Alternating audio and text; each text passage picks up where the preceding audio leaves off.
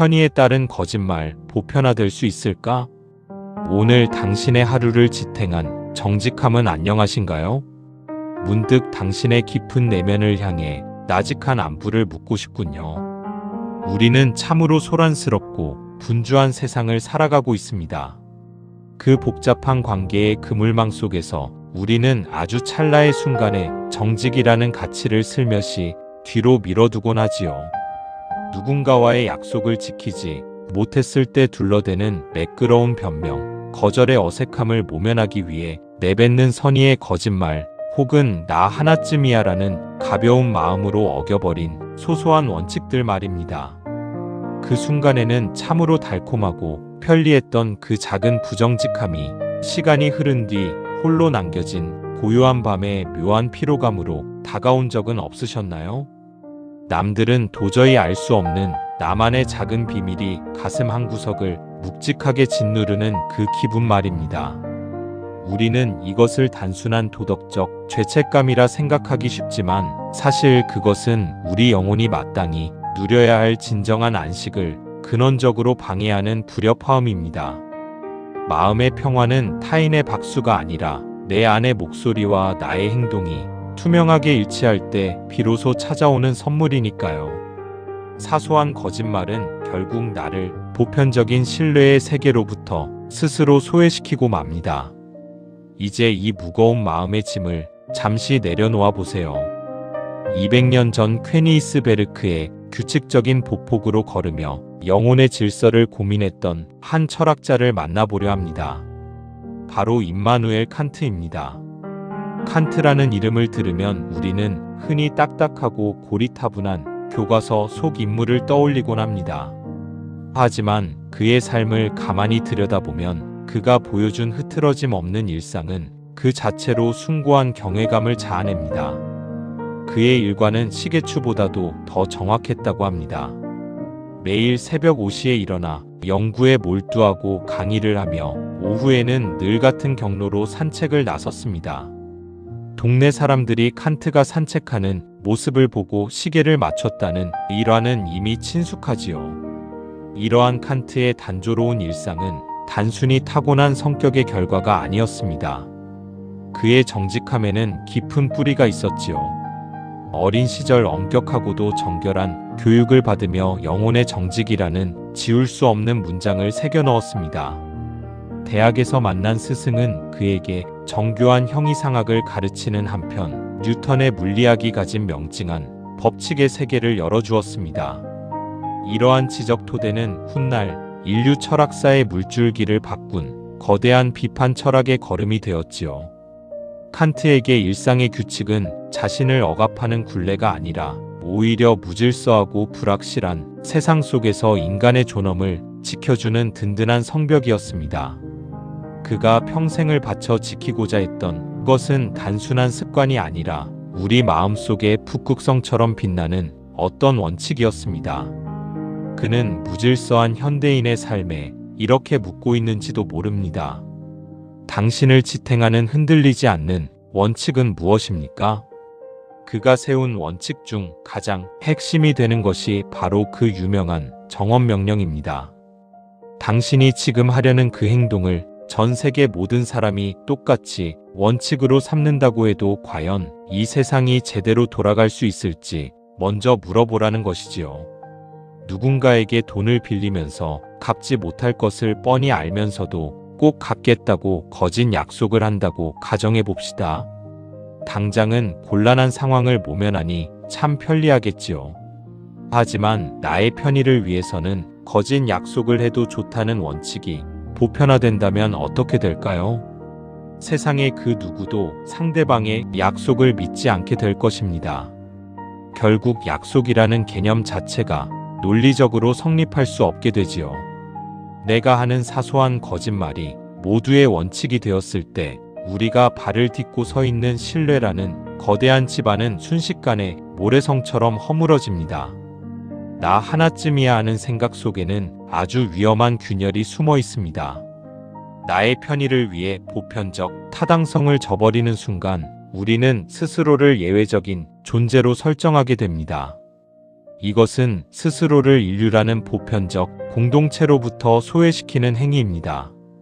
타인을 나의 목적을 위한 수단으로 전락시키는 순간 역설적으로 나 역시 타인에게 수단으로 취급받는 불신의 늪에 빠지게 되지요. 오늘날 우리 사회가 겪는 갈등과 깊은 불신도 어쩌면 이 원칙의 부재에서 시작된 것일지도 모릅니다. 이 엄격해 보이는 원칙은 우리를 억압하려는 포졸이 아니라 오히려 거친 파도가 치는 세상 속에서 우리를 단단하게 세워주는 오래된 돌담과 같습니다. 비바람이 불어도 무너지지 않는 돌담 뒤에 서 있을 때 인간은 비로소 진정한 자유를 누릴 수 있습니다. 칸트는 우리가 세상을 바라보는 눈 자체를 완전히 뒤바꾸어 놓았지요. 그는 이것을 코페르니쿠스적 혁명이라고 불렀습니다. 지구가 태양을 도는 것처럼 우리 마음이 외부의 사물에 무작정 맞춰지는 것이 아니라는 통찰입니다. 오히려 세상이 우리 마음이 가진 인식의 틀을 통해서만 우리에게 나타난다는 것이지요. 우리는 모두 각자의 마음이 가진 안경을 통해 세상을 보고 지성이라는 도구를 통해 그 정보들을 질서정연하게 정리합니다. 여기서 아주 흥미로운 지점은 우리의 인식이 결코 닿을 수 없는 물자체라는 사물의 본질적 영역이 존재한다는 사실입니다. 칸트는 인간의 인식이 완벽하지 않다는 것을 겸허히 인정함으로써 오히려 인간에게 자유로운 행위의 틈을 선물했습니다. 만약 우리가 세상의 모든 인과관계를 완벽하게 파악할 수 있는 기계적 존재라면 우리의 선택 또한 미리 정해진 물리적 법칙에 불과하겠지요. 하지만 인식의 한계 너머에 존재하는 그 틈 덕분에 우리는 외부 환경이나 본능적 욕구에만 휘둘리는 수동적인 존재를 넘어설 수 있습니다. 세상이 주는 원인에 따라 기계적으로 반응하는 것이 아니라 내 안의 이성이 스스로 내린 결단에 따라 행동할 수 있는 자율성을 갖게 된 것입니다. 진정한 자유란 무엇일까요? 그것은 단순히 내 욕망이 이끄는 대로 하는 방종이 아닙니다. 오히려 나를 둘러싼 수많은 유혹과 외부의 압력에 휘둘리지 않고 주체가 스스로 원인이 되어 내가 마땅히 지켜야 할 도덕률을 따르기로 결정할 때 비로소 완성됩니다. 이것이 바로 칸트가 말하는 주권자로서의 존엄입니다. 외부의 보상이나 처벌이 무서워서가 아니라 내 안의 법을 스스로 지키기로 선택하는 그 숭고한 결단이야말로 우리를 존엄한 인간의 자리로 격상시켜주는 것입니다. 이제 긴 사유의 여정을 마무리하며 여러분의 지친 어깨에 손을 얹듯 위로의 말씀을 건네고 싶습니다. 정직하게 행하는 것이 때로는 손해처럼 보이고 나만 뒤처지는 기분이 들 때가 분명히 있을 겁니다. 거짓을 일삼는 사람들이 더 화려하게 사는 것처럼 보일 때 우리의 정직함은 한없이 초라해 보이기도 하지요. 하지만 여러분 기억하십시오. 정직이라는 원칙 위에 앉을 때 비로소 얻게 되는 영혼의 안식은 세상 그 어떤 화려한 소파와도 바꿀 수 없는 귀한 것입니다. 그것은 마치 삐걱거리지만 안락한 나무 의자와 같습니다. 오래되어 투박하고 세련되지는 않았지만 그 위에 앉았을 때 우리는 비로소 가장 깊고 평온한 휴식을 취할 수 있지요. 거짓이라는 화려한 벨벳 소파는 잠시는 편안해 보일지 몰라도 우리의 영혼을 쉬게 하지는 못합니다. 끊임없이 다음 거짓말을 준비해야 하는 불안의 연속일 뿐이니까요. 정직하게 행한다는 것은 단순히 착하게 사는 것을 넘어 내 안의 도덕적 자존감을 회복하는 과정입니다. 나 자신을 온전한 주체로 세우는 가장 강력한 수행입니다. 칸트는 생의 마지막 순간까지 밤하늘의 별을 보며 이렇게 읊조렸습니다. 내게 가장 경외심을 불러일으키는 두 가지는 내 위의 별이 빛나는 하늘과 내 안의 도덕 법칙이다. 이 장엄한 고백은 오늘날 상처받고 흔들리는 우리 현대인들에게 아주 깊은 위로가 됩니다. 세상이 아무리 혼탁하고 불투명해도 우리 각자의 마음속에는 결코 꺼지지 않는 정직함의 불꽃이 살아있다는 사실을 일깨워주기 때문입니다. 오늘 하루 혹시 당신의 마음을 무겁게 하는 작은 거짓말이나 지키지 못한 약속이 있었나요?